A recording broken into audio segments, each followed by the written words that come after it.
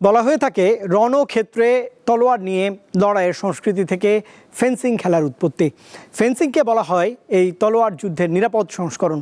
ব্যয়বহুল এবং এদেশে খুব একটা পরিচিত না হওয়ায় অভিভাবকরা খুব একটা আগ্রহ দেখান না এই খেলায়। তারপরও 2019-এর এসএ গেমসে ফাতেমা মুজিবের হাত ধরে স্বর্ণপদক জিতেছিল বাংলাদেশ।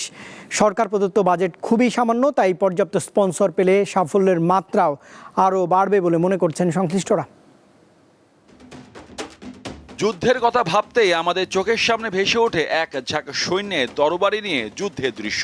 প্রাগৈতিহাসিক কালে এমন হলেও এখন যুগ পাল্টে গেছে। যুদ্ধক্ষেত্রে এসেছে আধুনিকতা। এখন রণক্ষেত্রে নয়, বরং সুসজ্জিত মঞ্চে ফেন্সিং খেলা হিসাবে এই তরবারি যুদ্ধ জনপ্রিয় হয়ে উঠেছে। ফেন্সিং পৃথিবীর অন্যতম প্রাচীন একটি খেলা হলেও বাংলাদেশে এর যাত্রা শুরু 2007 সালে। তবে 2019 সালের এসএ গেমসে ফেন্সার ফাতেমা মুজিবের স্বর্ণপদক অর্জনের মধ্য দিয়ে এই খেলা নতুন করে আলোচনায় আসে। এশিয়ান চ্যাম্পিয়ন আমি হতে পারবো না। সো আমার যে রিসোর্সেস, যেসব খেলোয়াড়দের মান, এটা একটাই পসিবল যে আমরা টার্গেটটা করি সাউথ এশিয়ান প্রথমে, step by step. It's individual game, you know that. Individual স্কেলে খেলা, এটার আমাদের অনেক সুযোগ আছে। ইন্ডিয়া যদি ফুরতে পারে, আমরা কেন পারবো না?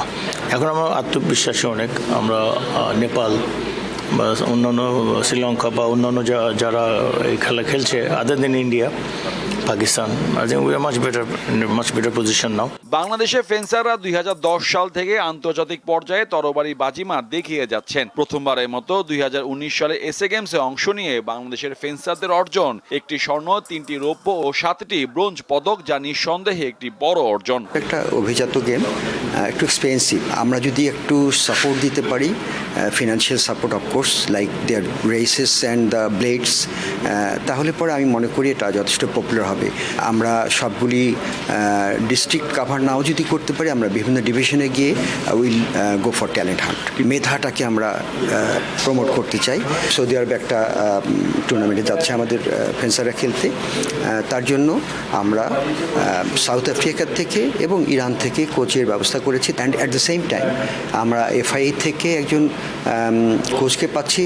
2026 সালের 23 জানুয়ারি থেকে 31 জানুয়ারি পাকিস্তানের 3টি শহর লাহোর, ইসলামাবাদ ও ফয়সালাবাদে শুরু হবে সাউথ এশিয়ান গেমসের আসর। এবারও ফেন্সিংয়ে স্বর্ণ জয়ের পাশাপাশি পদক জয়ের আশা করছেন খেলোয়াড় ও কোচরা।